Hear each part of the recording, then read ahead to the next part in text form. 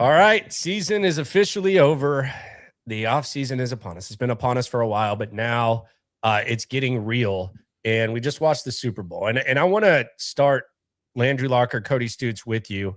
I want to start kind of just by if there's anything that changed, if there's anything that you observed that kind of changed the way that you feel about the team that we cover, which is obviously the Texans.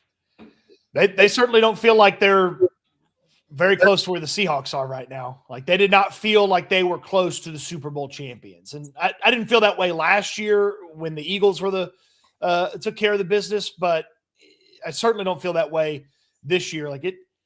I was hoping that because the defense, and I still believe the Texans defense is better than the Seahawks defense. I was hoping that maybe as I watch this game, I could envision it. I can see the vision. I can see it. And then I watch the game and I'm like, yeah, defensively they might be there, but offensively they're not close, and they're not. There's a long way to go before they get close to where the Seahawks are. And it's even longer to get to where the Seahawks are as an offense. So that I just couldn't see the vision of the Texans as they're currently constructed, like I was maybe hoping I would as that game was starting to get kicked off. Yeah, I'm with you. From a Seattle perspective, I don't think that I don't think the Texans are anywhere in that stratosphere as far as Seattle. But when it comes to the Patriots, for me, when I watched that, it kind of re-emphasized just how little CJ Stroud probably needed to do to beat the Patriots. And it also kind of changed the way I looked at the Patriots, where, okay, maybe weather was on their side, and that's the reason that they're even in this situation to begin with. Like, a lot of people talked about the division and the bad schedule, but they need shit weather to be able to compete, because those teams were not even in the same stratosphere. Well, I feel strongly that Bo Nix would have beat them after putting the whole body of work that the Patriots put together. I feel strongly that a healthy Bo Nix beats them. Obviously, he didn't get to play because he broke his ankle. That was a pathetic performance by the Patriots. I'd be beside myself if the Texans had that performance in that game. Weirdly enough, that's pretty much the performance they had against the Patriots. I was watching it and I was like, oh God, Drake May looks like CJ from the Patriots game out there. Collinsworth was disgusted with Drake May yesterday. Oh, and you called me during the game. They scored that touchdown. And you're like, hey, that kind of feels like they might have a little bit of momentum. And I was like, yeah, actually, you need something from Seattle here. Seattle punts, and you're like, oh, are they going to get back into it? Nope, horrible interception. Collinsworth said, I don't really have anything for you on that. It was just, I was like, okay, that's kind of what CJ did. You messed up, but maybe you turned the corner. Nope, there's no corner turned. You can't protect him, and when you're not when you have him a little bit protected, he's not pulling the trigger. I watched a CJ Stroud bad game from Drake May essentially last night, when he's sitting there and he's sitting in the pocket and he's waiting, and I'm just like, dude, throw it. And then it's just like, nope, here comes the Seahawks guy to just collapse him from behind. And I'm just like, and maybe if he does throw it, he pulls a CJ and throws the interception. But man, it felt very much like the quarterback's not going to be good enough to win the game for the Patriots, which is how we felt when the Texans played the Patriots. Yeah, that's where I was at. I didn't look at New England and think, okay, this is a sign of things to come, or I think it from an AFC perspective, it felt as open as it kind of did. But from a Seattle, just how they're playing, it was a completely different level. Now, I don't know if that lasts, if that's sustainable, whatever. We'll see what it looks like with the new OC. We'll see how they handle success. They're in one of the toughest divisions in football. So it for me, I agree with everything you're saying when it comes to the teams, but I just got to be honest. And this is just me. I have a hard time imagining CJ Stroud performing well on these platforms at this point. And maybe I'm a prisoner of the moment. Maybe I'm just a little too focused on how the season ended, but I just like, even with both of these defenses and all this attention and all that, I find myself, it's hard for me to imagine CJ Stroud performing at a high level like that in that game. Certainly not the CJ we've watched play football the past 2 seasons. 2025 CJ, no way, and not even 2024 CJ. And look, until he's better than 2023 or he never recaptures it, we'll think about 2023. But yeah, it's hard to like Sam Darnold with his goofy little smile holding the Lombardi. Like I can't see 2025 CJ doing that. So it's like it's going to have to be a different version, different style of CJ in 2026 if they're going to go where they actually want to go where the defense maybe can allow them to go if they can figure some things out on offense. So I'm with you. It's like as you're kind of watching it, it's like, can I see my team there? And so I can't see CJ on the stage. Like I can't see him, sheepishly standing behind DeMeco as DeMeco kind of like, hoists the trophy up and then hands it over to whoever the MVP is. Like I can't envision it yet. Maybe there will be a moment next year in the middle of the season. And that's another thing too. None of that's going to, like that vision's not going to appear in the offseason or in training camp. Like you're going to have to see consistent, really high level stuff from CJ in the regular season. And even then it'll kind of be in the back of our minds. Like, well, kind of wet the bed in the playoffs. Like until he does it in the playoffs, that vision may not come to you. Yeah. And some may say, well, you're just kind of a prisoner of the moment. You're taking, a small sample size and you're reading too much into it. Fair. Like if you think that, that's fine. I'm just telling you how I feel. Like I'm watching the way that the Patriots coach and quarterback, even Drake May, the way he kind of handled it, like the before and after. I'm watching Sam Darnold, and it's just hard for me to imagine. And I think on the other side, I mean, CJ Stroud was hanging his hat on the Georgia losing effort at Ohio State for years. Like that was like the game that we would always point to as, this guy has a feel of the moment. So I don't think it's unfair to, on one hand, take that really good performance in a losing effort and say that you trust the guy on the big stage, and then take 2 monumental collapses and question and not feel that CJ Stroud is built for this type of moment. Yeah, I mean, certainly the question when the second half started against the Patriots, really, but specifically when the clock struck 0, is CJ going to be the guy? And that's a question that will get answered in the 2026-2027 season, and we'll know definitively when the Texans run is ended, wherever it ends next year, if he's the guy or not. And I say that confidently because if you still have a question, then he's not the guy. So he either is going to be the guy or he's not the guy. And he's got a lot of making up to do for what occurred at the end of the season. And even some of the disappointments throughout the season, he's got a lot of making up to do to turn into the guy, to be the quarterback that quarterbacks a team in the playoffs, gets them to the Super Bowl, and then wins the Super Bowl. Like he's got a long road to go. Yep. And I will say that he's not the only quarterback that's got a long road to go, but his road looks a little bit longer than some of these other guys' roads. I think CJ Stroud like kind of reminds me of 2 AFC West teams like that have kind of been on a seesaw of competition, like competing at a certain level. Like I think that in 49er terms, I think CJ can be Jimmy Garoppolo, and I think he can be Brock Purdy, like on any given. So I think it's kind of like, it's not changing the guy, it's which guy is going to show up. Like he can be Garoppolo bad, and he can be Brock Purdy good when he's at his best. And some might say, well, he could be even better. But fair enough. But that's my point. Seattle, if he can be better, let's see it. By the way, I hold that hope out too. But let's see it if he can be better. Yeah, and then you go to the Geno Smith decision that Seattle made, and CJ was worse than Geno Smith actually in 2024. Like I think he can be Geno Smith, and I think he can be good Sam Darnold. So I think it's like kind of that balance where it's one guy, but it's two different mindsets where Seattle, we're not talking about them as Super Bowl champs if they don't make the move that they did at quarterback. And I don't know that San Francisco, I don't know if it was sustainable. I know they damn near won a Super Bowl a couple years ago with Brock Purdy. And he elevated their level post Garoppolo, even though Garoppolo got there. And with Garoppolo, yeah, you said that. Yeah, and they got there. So that's just kind of where I'm looking at CJ right now, like kind of in that range. Whether it's fair or not, I don't know. I'm just telling you how I feel about it. And I mean, it's not like Darnold had some amazing game last night. No. But Darnold played the game that needed to be played. Thank you. He played the game that if CJ played that game against New England, they play Denver.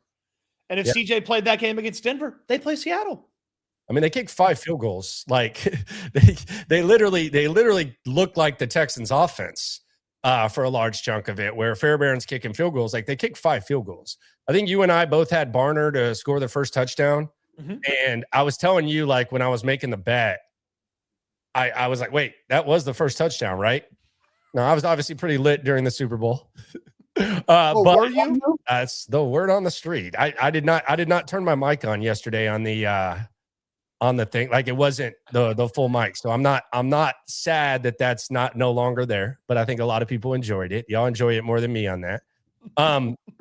But yeah, it was crazy because they really did what the Texans do, which was rely on field goals. And then Sam Darnold basically just did what CJ couldn't do. Would you avoid a backbreaker? And really, twice too, by the way. I don't know that it would have taken like 2 for the Patriots to necessarily win that game. Like, I feel like one huge mistake from Darnold might have been enough to kind of, give the Patriots enough juice or give them some life in that game. But he didn't make those mistakes. He didn't. I know he threw the one pass at the goal line that was. It looked like Gonzalez just made a good play. I don't think that was like oh man, like Darnold made a bad throw as much as it was, oh man, Gonzalez just made a really good play on Jackson Smith and Jigba. And so, yeah, it's you watch it and you're like, man, if CJ just done that, we're doing this show from San Fran probably.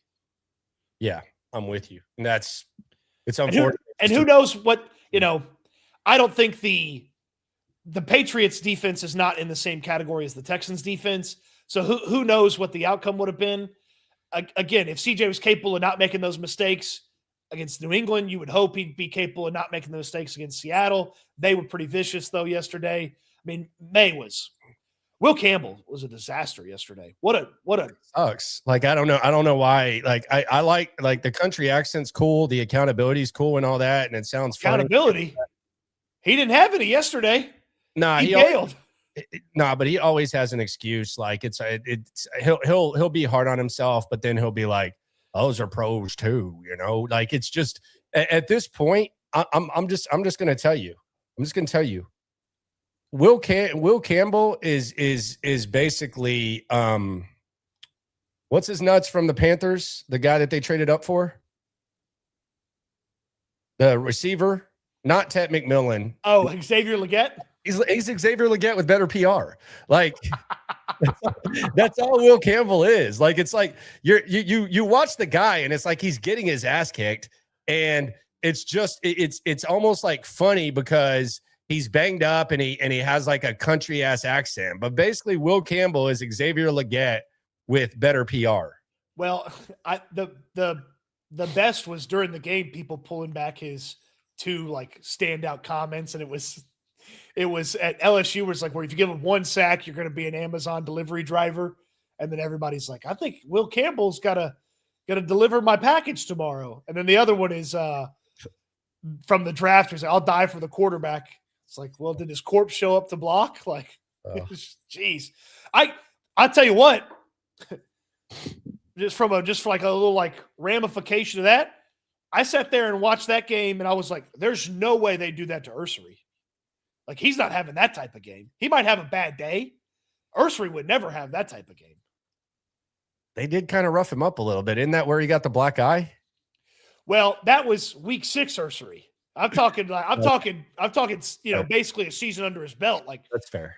End of the season, that was not happening to Ariante Ursery. Yeah, that's fair. That's fair for sure. And it was funny because you saw. Was it the black eye? Was when he got his black eye? Was that the Seattle?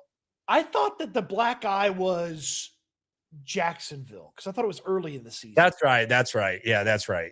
But it was also funny to watch the Jets, Saints, and like two other fan bases that drafted tackles be like, "Woo, well, our tackle's way better than that guy." Like Mimbu went to the Jets. Banks was awesome for the Saints this year. And then, I mean, I felt the same way about Ursery for the Texans. And I'm sure there's, 3-4 other different teams that had a tackle that were like, thank God we didn't have Will Campbell. They also had a rookie playing left guard too, and he looked totally lost, out of place. The Guardian cap left guard that they had.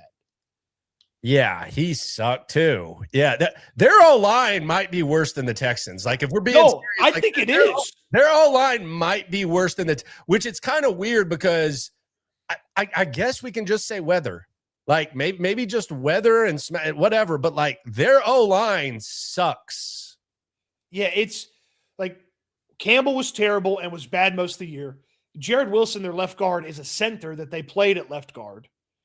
Their center's Garrett Bradbury, free agent, not very good. They drafted the right guard and extended him. And then Morgan Moses is like, he's just old and just kind of there at right tackle. And it's like, that was not, I mean, Drake May was the third or fourth most sacked quarterback in football this year. So it's not like they were amazing throughout the course of the year. Then you flip it over to Seattle and like they had some tough moments and like Darnold had to kind of extend plays and make stuff happen and use some of the pocket awareness to get away from it. But for the most part, I felt like the Seattle O-line held up pretty darn well and certainly gave Kenneth Walker some opportunities to open some stuff up. We'll get to him in a second. First, I got to tell you about Spanky's. Shout out to the greatness. Happy National Pizza Day to everybody. By the way, it is one-topping pizza day at Spanky's today. One-topping pizza day at Spanky's today. One of the better specials. I love the Tuesday pasta too. But go to Spanky's. Come see us on the 20th. It'll be our combine send-off. We want you to be there with us. We'll be at the NFL Combine the week after, but let's consume everything that is great about Spanky's. We will see you there. Yep, it's going to be fantastic. We'll get out there. We'll talk draft. We'll talk getting you ready for free agency, and we'll have some fun stuff planned for you for that show on the 20th. So don't miss that. Put it on your calendar. Get ready for it. And then, like Landry said, we'll be at the NFL Scouting Combine the whole next week, talking to players, talking to everybody, finding out the rumors and everything else about this free agent, that free agent. It'd be fun. Fun. That's when we're going full draft mode. And I see Gonzo made his way over to Spanky's on Saturday. Good for you. What took you so long, dude? Pizza and tater kegs. 9.5 from Gonzo. Right. Tater kegs go ham, dude. Like the tater kegs. Did you get them loaded, Gonzo, or just have them with just the ranch? Yeah, they go in. Yeah, they do. I mean, so many good things at Spanky's. The value's there. And then today, especially with the special, large one-topping pizza for less than $12. Can't beat it. Cannot. See you there on the 20th. And I know a lot of our listeners / viewers, they go there on the red. Cannot blame you at all. On the chat, Swarm. Kyle Nance says, I lost all faith in Stroud. Hate Stroud truthers. Yeah, don't let them change the way you feel about the quarterback. That's always like a weird battle. Sometimes people don't even hate a player. They hate the truthers. But yeah, you don't need to feel too bad about that. I certainly understand if you're all the way out on CJ Stroud. I would categorize myself as most of the way out. I think most of us are, I don't want to speak for everybody. I think a lot of people are still holding out hope that there's more to what he showcased. And I understand holding out hope too.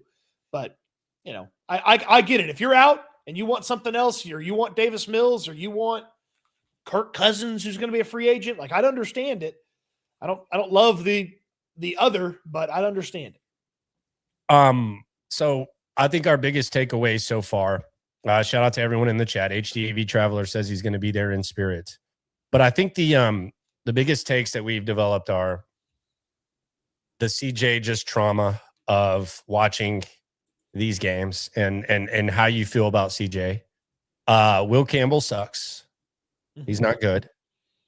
And the Texans O-line might be better than the Patriots. Yeah. So and absolutely, if you think they're as bad or what, the Texans definitely have a path to get much better on the offensive line. On Z chat, Abigail says the talk is DeMeco tried to hire Clint in 2023, but Slowick was already here. Quote, I see that you already have an OC. That's a fact. We talked about that with McLean a couple Sundays ago. Yes, that is a fact. That is what happened. Now, I don't know what the role was going to be, but if I'm trying to improve my coaching, I would probably just go under Shanahan instead of under Bobby Slowick. I think that's probably the line of thinking that Kubiak had. Do you fault DeMeco for picking Bobby instead of Clint Kubiak in 2023? In hindsight, yeah. I mean, do I like in the moment? Did I think much of it? Not really. And quite frankly, I'll be honest and I'll just confess. Maybe I was a little bit more cynical about the Kubiak shit because we've had to hear about it for like 10 years every time like some offensive opening comes up. So I like naturally kind of, I don't know, just got kind of annoyed by it. But I mean, dude, did I fault it at the time? No, but I mean, in hindsight, I mean, Jesus, like even in 2024, when he was the Saints OC, they scored, I think, 2 less points than the Texans and had more yards per game. So that was with the ghost of Derek Carr, Spencer Rattler, and whatever the hell else they were throwing out there. Yeah, and it's not like he got fired in New Orleans either. Like they fired the head coach, and then they brought in an offensive-minded head coach, and so he went somewhere else. Yeah. And then, I mean, he ended up in. So yeah, I think my beef is not with 2023. My beef is with before 2025, when it took you a week to figure out you were firing Bobby Slowick, and you never even got a crack at Clint Kubiak. Like you never even interviewed it. Like Slowick got fired, Clint Kubiak got hired shortly thereafter that in Seattle. Well, McLean thought he took the job, so I guess Shanahan just came in and said, "Nah, buddy, you can have Bobby. I'll take Clint Kubiak." Mm-hmm. Yep, pretty much how it went. On the chat, Swarm Carbonated Cancer says, "Okay, hear me out. Okay, we trade Titus, let Ed and Jake walk, re-sign Trent. Okay, go on. Re-sign Trent with our first 4 picks. Grab 2 guards, a center, and a tight end." Throw the money at Breece Hall and draft another running back later. All right, a lot going on here. Jake's not a free agent. Yeah, he's Jake Andrews is under contract. He's cheap next year, and he's cheap. I think you have $23 million of dead cap if you trade Titus. Yeah. You save $4 million on the cap and you eat $23.5 million in dead cap. Some people may think it's a good idea, get rid of Titus, whatever. I think one of the biggest elements of yesterday that had me thinking, like, yesterday made me rethink having a bunch of young guys on the offensive line. I'm down for 1. I want veterans the rest of the way. I know I've done mock drafts, and I know people send me mock drafts, and I see mock drafts where the Texans are drafting a bunch of offensive linemen, and I certainly understand it. But watching those 2 young guys get their ass kicked yesterday at left guard and left tackle, and factoring in that Ursree's going to be in his 2nd year. I know Andrews is technically going to be in his 4th year in the NFL. It's only his 2nd year playing.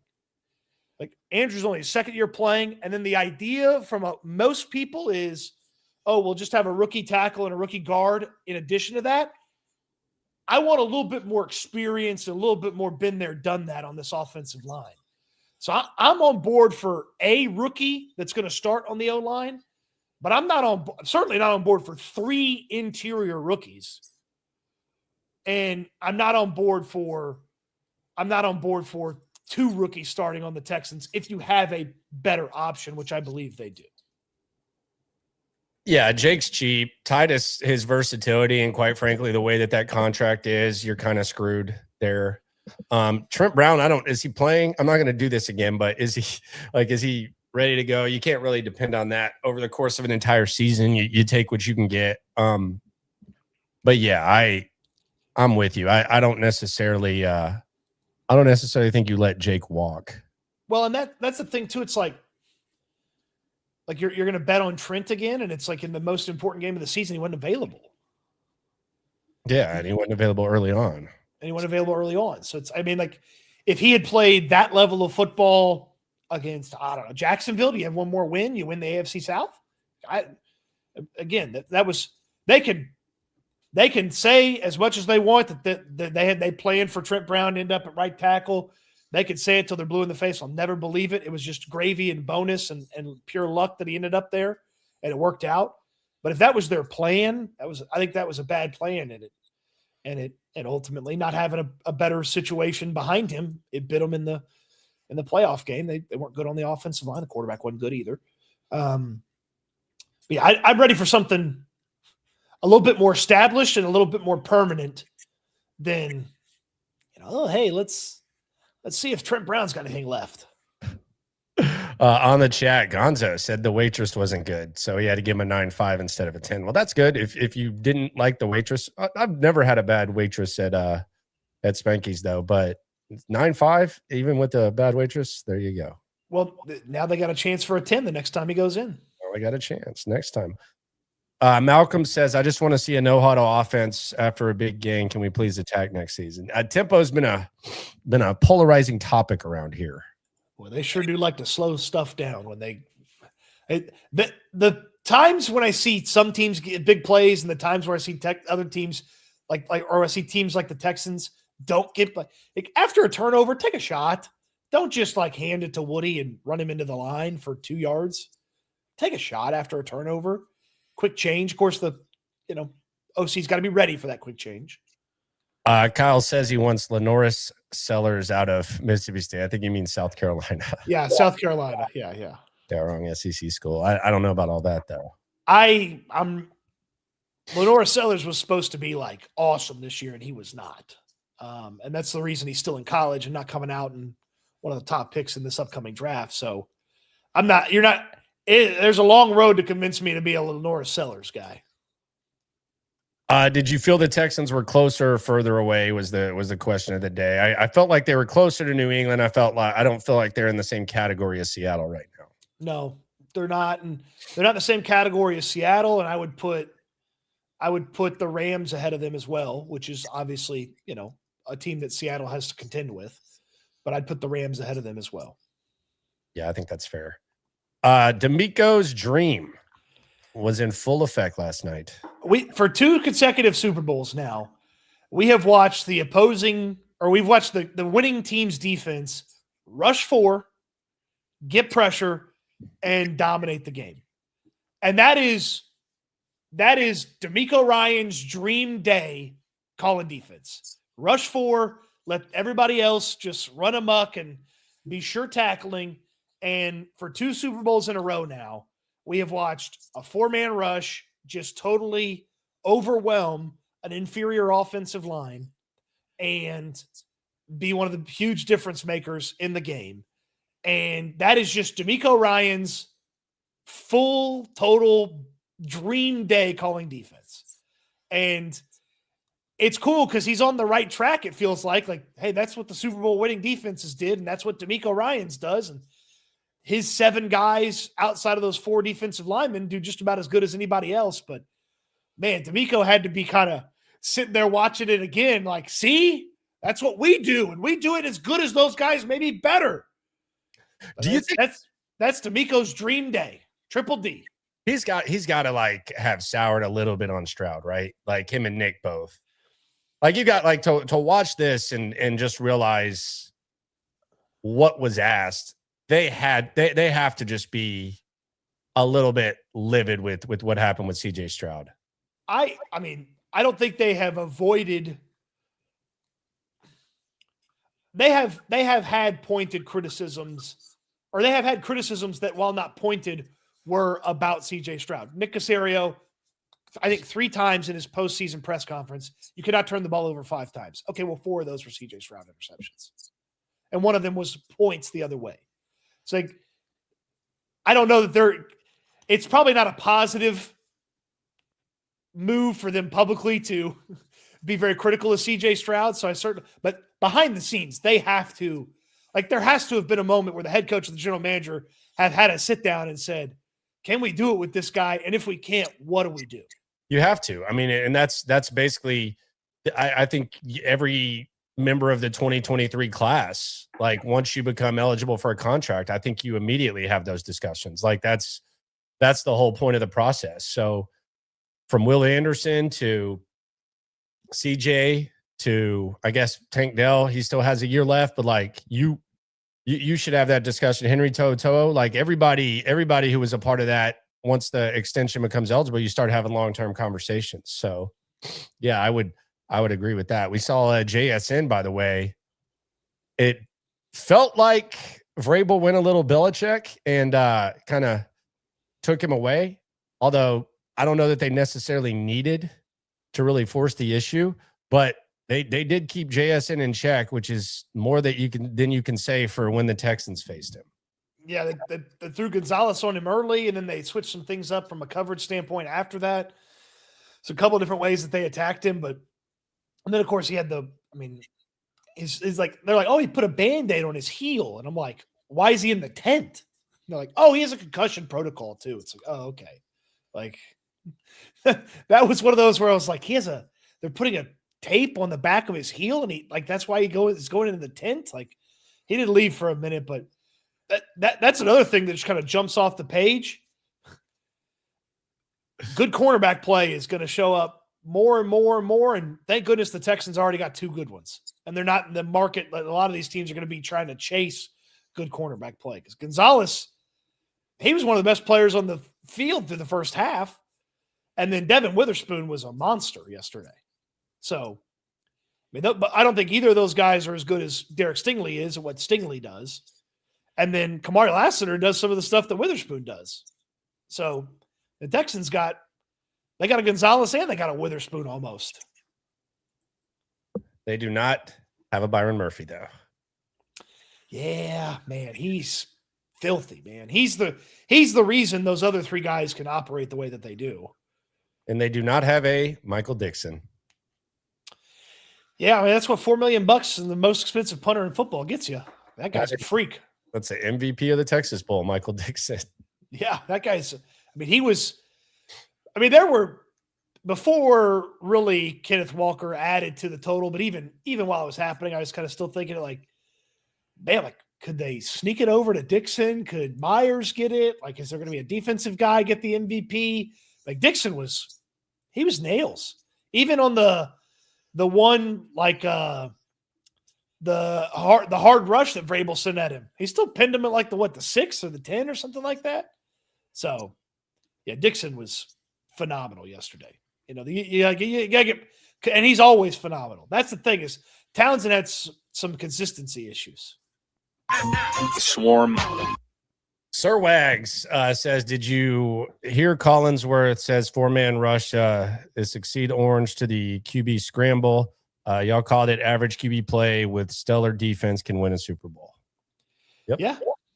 You just don't screw up at the quarterback spot. And if you have a defense that's one of the best in football, you'll have a chance to win every game you're in. And, well, we watched the quarterback screw up at the quarterback spot. The defense gave him a decent chance that day, and it just didn't work out. I was happy to get Mike Tirico in a Super Bowl, by the way. I thought he did a really good job. Tirico's excellent. I think that Michaels was sitting in the way for a while, but we got to hear Mike do his thing. I think the whole, like, game timing of replays, all that, I think NBC does the best job. I'm not a huge Collinsworth guy, and there were a couple of times yesterday where I was just like, God, you're an idiot. But I say that with Brady Romo way more than I do with Collinsworth. But Tirico's excellent, and you see he was on a plane for 30 hours or whatever it was going to Italy. Yeah, he's got a lot going on. This is his busy time. Carbonated Cancer back on the chat says, I'm honestly planning for us to be third in our division this year because I don't see CJ progressing next season. This way we have a line on the cheap for 27 for a 5th year of CJ or a new QB. So he's saying pick up the 5th year option and CJ's not getting paid after this year. So he's very, very down on CJ. I get it. Well, Like- if he performs poorly enough that you don't want to extend him at the end of this upcoming season, then go do something else. You have to pick up the 5th-year option. Yeah, the 5th-year option decision is this offseason, and that's just business. You're just going to pick it up, and even if he doesn't perform well at the end of this upcoming season, having the 5th-year option and being able to move him and give somebody else an opportunity to coach him, that's important. So you're picking up the 5th-year option. It's a foregone conclusion. It's inevitable. Yeah, it's no doubt. So we had a Stoots scare. Yeah, it was the thing I talked about earlier. It's like I can't have a bunch of rookies on this offensive line. I'm down for one and betting on one, but I want a veteran added to this offensive line room that has some proven success in the 2 most recent years that he's played football. I'm not talking about some guy that was a Pro Bowler because Trent Williams dragged his ass to the Pro Bowl. I'm talking about last 2 years, this guy's been excellent. Now he's on the Texans, and he's highly paid, probably highly compensated, or trade for somebody, and they'll probably get a new contract or whatever. But I'm not in – as much as I like some of these offensive linemen, I'm not signing up for 2-3 rookie offensive linemen. It looks like a recipe for disaster. I know it hurts you watching Gray Zabel do what he's doing. I don't think the Texans would have drafted him because he played at a lower level of football, and Casario's only ever drafted one non-power 4 player. And it was Tank Dell. Yeah, it was Tank Dell. Yeah, well, you even go back before that, they had some. They're always going like SEC and all that. So yeah. That's weird. It's weird that someone that's so obsessed with John Carroll is so anti small school. It's fine. It doesn't bother me. I'm fine. And I think like the Patriots offensive line was kind of a quick fix offensive line because they paid Morgan Moses and started him at right tackle, and they drafted 2 players and they played them both at left guard and left tackle. And like, obviously they drafted Will Campbell at the top, and it's like, if he was the only rookie and they had a better left guard, I don't think the result changes a lot yesterday. Like it still would have been bad for him, but you have to weigh in the fact that there'd be a lot of inexperience on that line if you're starting 2 rookies in 2026. Yeah, I agree, but I mean, I don't think it's the craziest thing. Like I'm not like freaking out by it. It's especially if it's like decent investments. Like if it's if it's 28 and 38, okay, it's a little bit easier to live with. Yeah, but I get your vet talk. I do, and I haven't combed through the potential cuts or the set to be free agents or anything like that to tell you exactly who that right tackle or who that guard is. Because again, they got to figure out what they want to do with Titus. I haven't combed through to figure out who that name is yet, but I'll have some names. It's like, hey, go spend the money on this guy and don't leave it to a young guy. Sir Wags sticking with the offensive line here on SNL. Join us at Spanky's 2 Fridays from now. I can say that now. The 20th. We will be there. We will be giving away stuff, and we will be going to the combine 3 days later. He says, is Titus better at guard? What offensive lineman do we have a shot at in free agency? Can we see JJ announce the Super Bowl next year? Got my Brunt boots. Thanks for the recommendation. There you go, man. There you go. Shout out to them. I'm going to be using those omens next week. JJ will not announce the Super Bowl anytime soon because he's the number 2 team. Which is a disgrace. Unless somebody at CBS sacks up and just blows Nancy and Romo out of there. And then you move Eagle and JJ up. And then, yeah, we'll have plenty of time to talk about the various free agents. But yeah, my current preference is a free agent at one of the positions that Titus doesn't occupy. And I would think, based on how they treated him last offseason and what their best O-line setup was this year, I would think they believe Titus is a guard more than a tackle. Is that your final answer? I don't believe. I mean, if you made me, I would not bet on it if it was a bet to be made.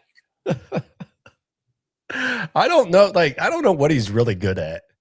I think his versatility is his value now, but I don't know what he is good at really. I would think at some point they have to figure out, hey, we're going to pencil him in for this spot, and then we're going to operate in filling these spots, whichever that is, because he can play 3 different spots on the line: left guard, and right tackle. Yes. A year ago, they operated like he was going to be the right guard. That didn't work. They had to play him at right tackle, and when they had a chance to replace him at right tackle with Trent Brown, they bumped him inside because they didn't have a left guard. Which is a valuable thing to have on your team. Yeah. It's expensive though. Like it's expensive, but it is valuable to have that type of. I know they only have ability. 2 or maybe 3 answers to 5 spots for starters. Like Titus is starting 1 spot. Ursery's the left tackle. My belief is Jake's going to be the starting center. Yeah, I think that's safe. So you need to fill a guard spot and a tackle spot, or if Titus is the right tackle, you need to fill 2 guard spots. Let's talk running backs. You knew this was coming.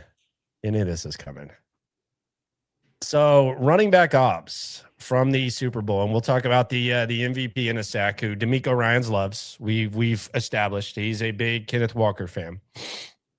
I find this interesting. Seattle's drafted 2 guys in the 2nd round the last 4 years, which I think is the money spot for running backs. You can get lucky in other areas. But for the most part, the 2nd round seems to be kind of like the money spot there, like the value. Like Jonathan Taylor was a 2nd round pick. Like Derrick Henry, I think, was a 2nd round pick. Like it's the 2nd round is like the gold mine, because positional value goes out the door and impact is actually embraced when it comes to the running backs. I do find this interesting though, that even Seattle needed kind of like some injury luck, I think, for their guy to be unleashed, because I don't think we see Jawar Jordan have 100+ yards. I don't know that we see Woody Marks like get the kick in the ass that he got when he was getting a little bit more usage, probably too much, but more than Nick Chubb. If Nick Chubb doesn't get hurt. And then one of the biggest like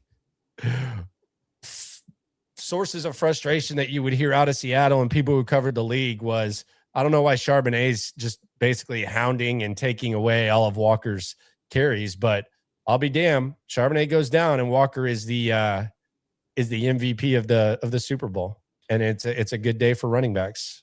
And he looked, it's not like he just like got a bunch of cheap stuff, and like he looked good doing it too. Like making guys miss, hitting the hole, the patience. There was one play where Collinsworth was like, hey, in slow motion, he looks like he's not even moving. It's like, you goofy. But he ran extremely hard against the Rams. He got some tough yards, was awesome against San Fran when they smoked the 49ers. And then down the stretch and throughout the season, he was a more impressive football player than Zach Charbonnet, and they kept putting Charbonnet on the field. And it's like, man, just give it all to Kenneth Walker. Well, they gave it all to Kenneth Walker and Super Bowl MVP, and now he's going to be I would assume, a very, very rich man. Yeah, I don't know if they're going in the direction of the franchise tag or not. Is he worth it? I think it's probably going to be a franchise tag, or it could be like a Dalton Schultz type of situation where you give him 3 years of what the franchise tag would be guaranteed, like something like that. Now, I don't know what the number is. It feels like it's gone up a little bit more at running back. The projected franchise tag number. Now, again, remember, the franchise tag is a 1-year fully guaranteed contract. The projected franchise tag number for running backs is $14.1 million. Yeah, so I don't know how they're going to do that or how they're going to look at it. Now, the good news for Seattle is quarterback makes $33 million. Like, it's not like you have like the $50 million or anything like that. Like the quarterback makes $33 million, and that's kind of the beauty of Sam Darnold. For now. He signed a 3-year deal, brother. Well, if I was his agent, I'm calling today. I'm like, hey, can we get some more money? Hell no. We're gonna have a holdout very quickly. Sign a 3-year deal, brother. We believed in you. I don't don't believe it to be out of the question that Kenneth Walker, if he hits true unquestioned free agency, I don't believe it to be out of the question that he's making more than $15 million per year. Yeah, and I don't think it's out of the question that DeMeco Ryans doesn't make a case for him. Absolutely. Absolutely. He's a big fan. You can tell. Like when you hear him talk about him, he's a big fan. I mean, him and did you hear Collinsworth in the middle of the game? He goes, yeah, Kenneth Walker, really good. Can't catch, doesn't block very well. Like, geez, Collinsworth. And then I was thinking to myself, I was like, well, Woody's supposed to be able to catch the ball pretty well. I watched him do it for 5 years in college, and suppose you get the pass blocking together with Woody and just let Kenneth Walker handle everything else. Kenneth Walker and Woody Marks would be a fantastic running back duo to approach the 2026 season. Yes, it's expensive. And Jawar Jordan. I think you could even do better than Jawar Jordan. Yeah, or draft someone, whatever. Just 3 running backs that can make plays. How about that? Yeah, like three running backs that can make plays in a new Dare. Somebody else who's the veteran who's just the special teams guy. But if the Texans signed Kenneth Walker and it's $15 million a year, you will not hear me bitching about it. I think the world of that guy. I think he's awesome. And for the next 4 years or whatever that contract is, you can just run him into the ground. Because that's another thing. He's been in a timeshare. He's not your typical free agent that's hitting the market as a running back. He's been in a timeshare for basically the entire time he's been there. I think DeMeco's getting his 2 things. And I teased this at the start of the show. I think he's getting his DT and he's getting his RB with premium picks. And by premium picks, I mean the first couple rounds. I think he gets his DT and I think he gets his RB. I think he sat around and avoided that for a while. I think they're big needs too. So it's not like any crazy compromise. But I think this is the year where DeMeco finally gets those 2 things that I think he's valued that just haven't been able to solve all your issues in one go, but I think he gets it. I would be very surprised if they don't have some sort of large investment at defensive tackle, be it a free agent that they really like, a trade that they make, or an early draft pick. So again, the Texans currently slated with 28 and 38. I'd be surprised if one of those 2 are not defensive tackles, especially when you think about where the concentration of rookie defensive tackle talent is. And it feels like it's time to kind of, pay the piper there and put a long-term solution there at defensive tackle. Interesting RB questions on the chat. Swarm. Sirwag says, can you do a sign and trade Mixon Hall? They're both going to be free agents. They're going to save $8 million. They're going to get rid of Joe Mixon, and then Hall will be a free agent. I don't anticipate the Jets franchise tagging him. That would be weird. That'd be very weird. I mean, they certainly have the money to do it. They got one of the biggest. It's counterproductive for them at this point. But they're the Jets. Yeah. But like signing a running back for big money, I'm always down with it when you're competing, but it's very counterproductive for the Jets. Correct. Yes, you're right. But I could also see this bum ass coaching staff that they've got. Like, hey, we got to win some games to keep our jobs, and then we'll use all these picks in 2027. It's like you're all getting blown out at the end of the year. The Jets are going to hire whatever the best coach on the market is after they win 2-3 games. They're going to draft a quarterback, and then they're going to use those other picks to make the quarterback better. But I could definitely see Aaron Glenn no, we got to keep Breece Hall. They should have an extra 4th-round pick because they traded Breece Hall. But instead, they didn't trade him, and they won that corny game. They were dead set on having a 3rd instead of a 4th. And wouldn't you know it? Now they're picking 2 and needing a quarterback in a 1-quarterback class. Good job, New York. Yeah, that's the Jets. That's what it is. But I think DeMeco is getting his 2 things. This is an interesting question here. This is from Lucky Redfish 905 on the chat. Swarm. Would you rather have Kenneth Walker, Breece Hall, or Jeremiah Love at RB1? Jeremiah Love is probably going to cost you an extra draft pick or 2 because, what's the slide? Maybe you start looking at it if he goes past 15. But I mean, to trade up to where it feels like he's going to go, that might be a little bit tough. So there is probably some extra value when it comes to Jeremiah Love, I would think. He's only 20, by the way. Yeah. He's on the spectrum too. Yeah. It's one of his big causes. Yeah. Huh. Yeah. I did not know that. Yeah. In this list that Lucky Redfish gave us, I'll take Kenneth Walker because then I still have my draft picks to go get a defensive tackle for DeMeco Ryans or use that draft pick to make a big trade for a significant offensive lineman or something. Yep. If we're sitting here and night one of the NFL draft starts and they've signed Kenneth Walker and they traded, let's say, their first round pick for the Falcons right guard Chris Lindstrom, like they're in a really good spot without doing anything else. They're in a really good spot. Yeah, I like all these possibilities. Walker's going to be expensive. Hall, it feels like Hall is just kind of like untapped, unrealized potential. Like it just feels like he would be perfect and be able to do every damn thing that they want. And you have to imagine that obviously they've watched him in the NFL, but you have to imagine there was some level of interest from back when Hall was drafted. I don't think Jalen Petry's on this team if the Jets don't hurdle him. I think Breece Hall was a possible pick in that 2023 draft. No, 2022, excuse me. Exactly. Yeah, so I would not be opposed to that at all. I think the most expensive from like what you have to invest to get him is Jeremiah Love because you have to invest a lot of draft picks to go get him. Yeah, he's a beast though. He's awesome. Big time beast.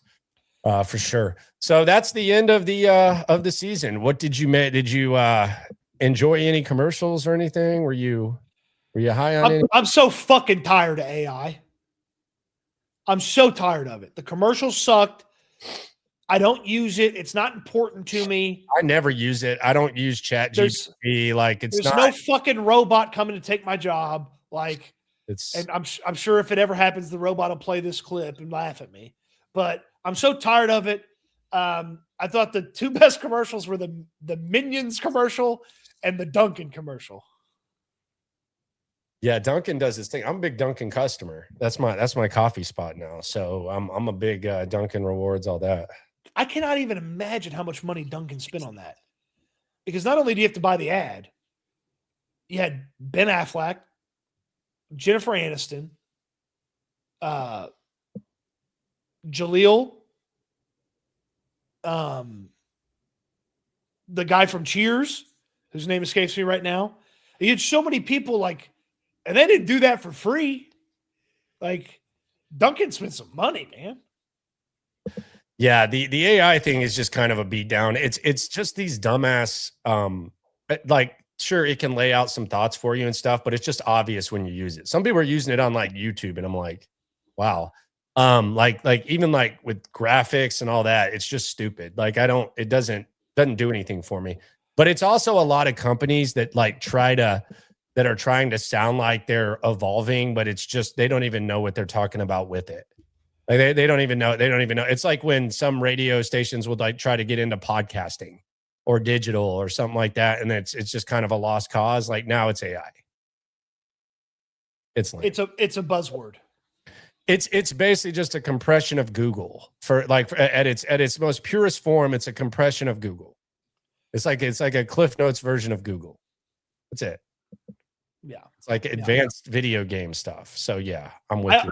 I also did like the Guy Fieri commercial too. Everything he does is great. He's always gonna get a thumbs up in my book. Did you like the halftime show? I don't know any of the songs. I've watched him wrestle more than I've listened to his music. Dude, I was expecting him to just kill it because the two examples of him like that I've seen from him are random ass wrestling match, and he was freaking good. Yeah. Like in his intro, like everybody was singing it and stuff, and he was like freaking good. And you got talent if you can just go out there and be good at that when you're like a singer. And then I didn't know who he was, but I liked his role in Happy Gilmore too. And they like listed all the cameos and they said Bad Bunny. I was like, which one was he? That wasn't no cameo. He was he was one of the main guys. Like he was the funniest guy in the damn movie. So yeah, that wasn't no cameo. He was in the final scene of the movie. Like how Happy he wins. Like I thought he was I thought he was going to be better. The performance just felt like a bad movie. Like it felt like a bad Broadway play. I felt like there was a little too much going on. He should have just gone out there and done his thing. There was a lot of what happened? Just put a stage out there and be crazy on the stage. Yeah, like Rihanna did it pregnant. It was sick. Like all that. Like I didn't really understand that. So I was disappointed, but I had high expectations. It was crazy that all the grass was people. Like they had people dressed up as grass. That was nuts. That was crazy. I feel like every the halftime shows, they're putting more and more people on the field. And I wonder if somebody could scale it way down and just crush it in the next couple of years with something. I do feel like they need to, and I know Boosie said this, so it's anytime he says something, you got to Chris Brown. I mean, we can forgive him at this point, right? Jay-Z, I feel like Jay-Z's just trying to hold everyone back. Drake should, that should be a performance. I don't know if Kanye will ever get forgiven. I don't even think he's allowed to tour here, but I think he would kill it too. They haven't had a country music since '94. I think there's, so it's Jay-Z's in charge of the halftime show, or I don't know. I just know he's kind of, he's the advisor or something. I don't know. You want someone who you just want a stage and someone being crazy for 20 minutes. Run Garth Brooks out there. I mean, come on. I think we were talking about this last year. Who you think's the halftime show next year? I think Post Malone's got a shot at it. He's got a chance. Because then you could satisfy some of the country because he has some country stuff. And then he's got a bunch of recognizable stuff. I do agree with Mike. Nothing will beat Prince. It was raining and stuff. That was sick. Prince was great and MJ was great. I know MJ had all the weird stuff with him, but MJ was great in the halftime. Spanky's February 20th, 3:00. Be there, be square. We will also be at the Combine a week later. Rich Boy Jay says, which halftime show did y'all watch with the Winky? I don't even know what you're talking about. Was there It's an embarrassment that you're going to have a alternate show and not actually sing the songs, Kid Rock. That's a joke. Oh, Kid Rock had an alternate halftime show? Dude, he lip synced the whole set. Come on, man. That's rough. Your songs aren't hard to sing. That's rough. It's not like you got to hit a high note like Gaga or something. That's rough. Someone says Jelly Roll. Please, no, God. Oh my, I would be finding an alternate halftime show with that. He sucks. He seems like a nice guy. I met him at the station, but if let me just put it this way. I said that Xavier Legette, Will Campbell is Xavier Legette with better PR. Jelly Roll, if he weren't fat and didn't have face tattoos, we wouldn't talk about him, dude. He sucks. And all his songs are sad. What kind of halftime show is that? Sit there crying? Being a lost cause? I don't want to hear no lost cause up there on the stage at halftime. Get Jelly Roll the hell out of here. Yeah. I'm not. Seems like he'd be a fun enough guy to have in the crew, but I'm not watching Jelly Roll's halftime show. Yeah, I'm not. I'm gonna watch what the Super Bowl puts out, and if I don't like it, I'll just say it sucked. But yeah. Rich Boy says, if the Texans make a Super Bowl, can we get an SNL halftime show? Yes. We'll do something like that. Like what? Singing or just talking? I think we would probably I could just wherever the Super Bowl is next year, it's in LA. I think you just got to be. I think we just have to be live right there at halftime, just talking about the first half, right? Yeah. I'll lip sync my part like Kid Rock. What is Rich Boy J just race carding here? Is that what we're doing here? Is there an undertone with Rich Boy J? Race car. He says Landry hates Jelly Roll. Shocker. Or is he saying that I don't like fat people? Because he's not fat anymore. I just. Is that what he's saying? You would think Landry likes Jelly Roll a little bit more now because he's not fat. No, his songs are all sad, dude. It's the cool energy and stuff. Good for you, but like it's all sad. The clip of the comedian Theo Von making fun of Jelly Roll because he just everything turns into like a rah, like you can do it. It's just so funny. Theo Von shouldn't be making fun of people because he apparently got made fun of for being like a panderer and like went into like depression afterwards. You ever see that? I haven't seen that. Someone did a really good like Theo Von impression of him like pandering politically. And then I guess he went in like a big depression. The Rhino says he'll perform for the SNL halftime show. All right, we got you. All right, Rhino, I like the sound of that. No lip singing. We got a couple musicians in the audience. We could put together like a little something. There we go. All right. Appreciate everyone for rolling through. Be sure to subscribe. Be sure to like. Be sure to ride along. Be sure to join us at Spanky's 2 Fridays from now. And always remember, when it comes to this Texan stuff, we're all in it together. Happy Super Bowl Sunday. Happy 2025 to all. Locker Room live at 10:30 tonight. Eat good, sleep good, be good. We'll talk Texans again soon. Thanks for watching, everybody. Bye-bye.